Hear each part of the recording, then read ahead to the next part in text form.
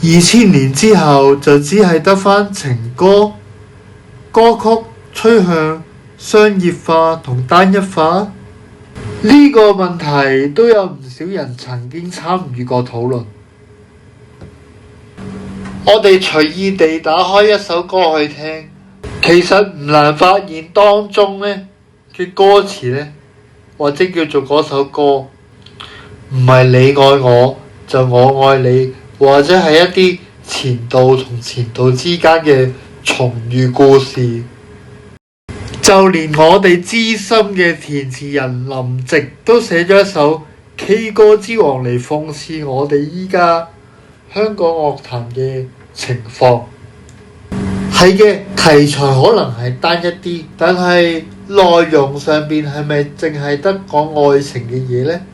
一於借住今日所分析嘅歌去講下呢一個嘅問題。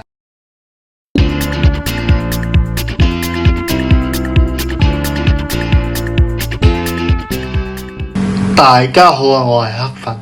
今日講嘅歌曲係李克勤嘅《白紙鶴》，作詞嘅係李俊一，作曲嘅係陳輝陽。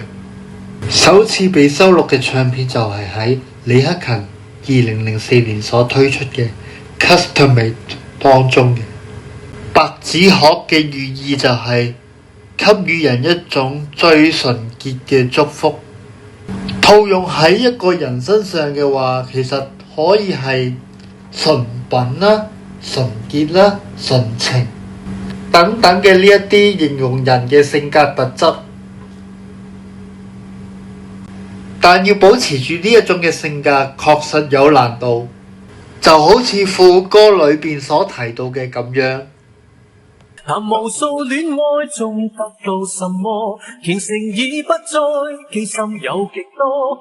那年誰贈我天真的紙鶴，卻從沒有磨。談無數戀愛中知道什麼，隨時間走過，我變了很多。明日我要騎着紙鶴，飛回舊時，笑問你可喜歡我。副歌所提到嘅談戀愛呢，係人生嘅一種經驗啦，其中嘅虔誠係一種恭敬而且有誠意嘅一種好態度。當人生累積到一定經驗嘅時候，呢啲虔誠嘅一啲好態度都會漸漸咁樣去消失。但係作者之後又講到就係話，那年誰贈我天真的紙鶴，卻從沒有磨。呢一句個意思除咗係佢依然記得送紙鶴俾佢嘅嗰個人，除此之外，大家仲記唔記得我講就係話，白紙鶴其實係有一種最純潔嘅一種意思喺度，加上佢之後亦都講咗話，卻從沒有忘，即係從來沒有忘記。咁係咪即係表示住佢仲有丁點一絲嘅純真呢？頭先講到話談戀愛就係等於人生嘅經驗啦，喺呢度就係。下邊第三行其實佢都有進一步嘅補充，就係除咗人生嘅經驗之外，令到佢變咗好多之外，第二樣嘢令佢變得好多嘅呢，就係隨住時間嘅推移，時間嘅過去，大家又點睇呢？純潔呢樣嘢係咪真係如副歌所講，會隨住你嘅人生經驗多而令到你嘅純真、純情、純品、純潔慢慢會減退呢？或者係變質呢？雖然副歌嘅最尾一句都係講緊啲同情有關嘅嘢啦，就係話明日我要騎着紙鶴飛返去揾你啦，感覺到佢係好想揾返以前純真嘅自己，再去同佢自己心儀嘅對象去表白啦。可以見到呢一首歌呢，其實係借愛情呢一個主題去講返純潔嘅改變啊。其實我覺得愛呢樣嘢呢係好純潔嘅一樣嘢。你可能會話嘅，唔係喎，愛呢樣嘢呢係一種責任嚟嘅喎，好多嘢要做嘅喎，你又要買要去氹佢啦，又要一啲所謂嘅儀式感嘅嘢，你又要做啦，定時定候嘅，甚至乎你有時仲要受佢氣添噃。認同嘅，不過呢啲呢都係因為你愛佢，所以你咁樣去做啫。呢啲都係後話。我講緊嘅係真係最初當初連表白都未表白，係你自己單方面對對方產生嘅一種愛意嘅嗰種感受。我覺得嗰陣時先至係愛嘅最初面貌。嗰陣時人哋問你話，喂，你中意佢啲乜嘢啊？到底你係好大機會咧，你係答唔出㗎。你可以答得出咧，只係答到啲特質上面嘅嘢，即係譬如佢啲皮膚好白啊，又或者係佢嘅性格相當溫柔體貼。講真，好多人都有溫柔體貼嘅特質㗎啦。即係點解你唔中意嗰個，係要偏偏中意呢一個啫？係嘛？即係有啲嘢你係解釋唔到㗎。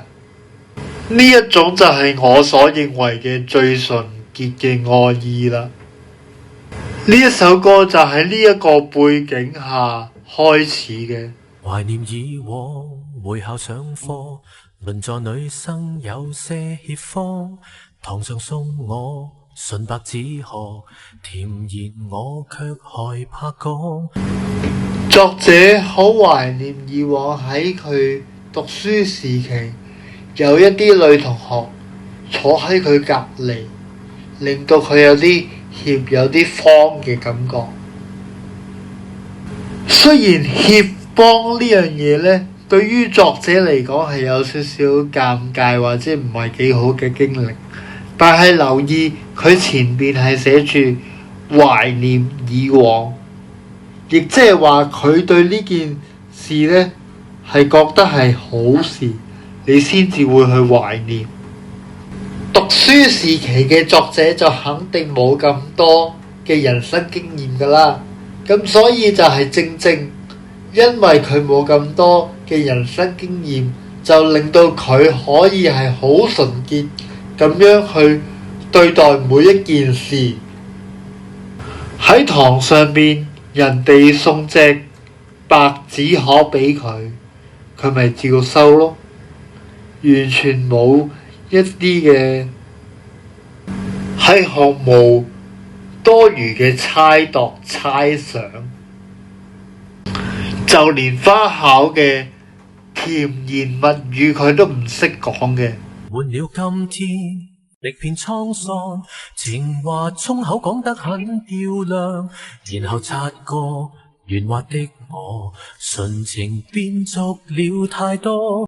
反觀作者嚟到今日，佢嘅甜言蜜語已經講到好純熟，就算衝口而出都可以講到好好聽。呢啲都係人生經驗帶俾佢嘅一啲改變啦。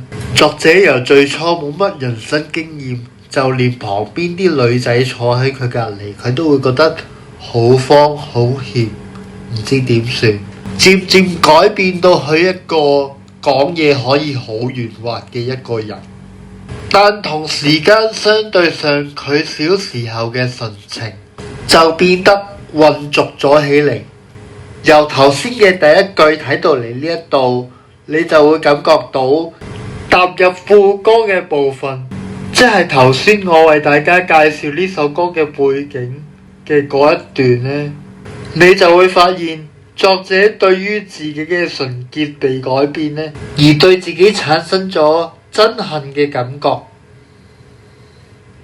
特別係嗰句談無數戀愛中得到什麼，好似鬧緊自己咁話，嘿，拍咁多次拖，得到咗啲乜嘢？由於歌詞嘅重複，所以我哋會跳過嘅。我哋呢直接跳到去第一段副歌嘅之後嗰段。曾被吻過，被抱過，才察覺興奮不太多。從未與你沉在愛河，才能永遠懷念散失的紙殼。呢一段嘅開始呢，作者又提出咗一個新嘅論點啦。當你有一定嘅人生經驗嘅時候，純潔呢樣嘢呢，可能係要觸發到某啲嘅特定條件先可以表露到出嚟。因為佢嗰度就講到啦，就話曾經俾人錫過，曾經俾人抱過，都唔覺得興奮得去邊啊嘛。呢個係有咗人生經驗之後嘅佢，從未同你拍過拖，先至可以永遠懷念散失嘅紙殼。作者要做到永遠嘅懷念，就先要有記憶，有記憶先可以記得住呢一份嘅純潔。當然你亦都可以話嘅，因為作者仲鍾意緊佢啊嘛。合理嘅，呢個講法係合理嘅，大家又認同邊個講法多啲呢？如若再次結識，但你早不是你，被歲月蒙蔽率真的眼睛。雖然話就話作者係 keep 到純潔啦，咁但係佢都自知，如果依家同對方發展，係確實有啲難，因為你根本就唔知道人生經驗同埋歲月影響得對方有幾多。最重要嘅就係當對方被呢啲嘢所影響咗之後，仲係咪作者本身起初鍾意嘅嗰一個人呢？談無數戀愛中得到什麼，純情已不再記心有極多。那年誰贈我天真的紙殼，卻從沒有過。談無數戀愛中知道什麼，隨時間走過，你變了幾多？明日我要騎着紙殼飛回舊時，笑問你可喜歡我。第二段嘅副歌基本上同第一段嘅副歌係一樣嘅，佢唯一變嘅呢就係隨時間走過，你變了幾多。呢度呢就證明咗作者佢係完全唔知道對方嘅近況。換了今天，歷遍滄桑，情話衝口講得很漂亮，然後察覺圓滑的我，純情變俗了太多。明日我要騎着紙殼飛回舊時，再遇那愚笨的我。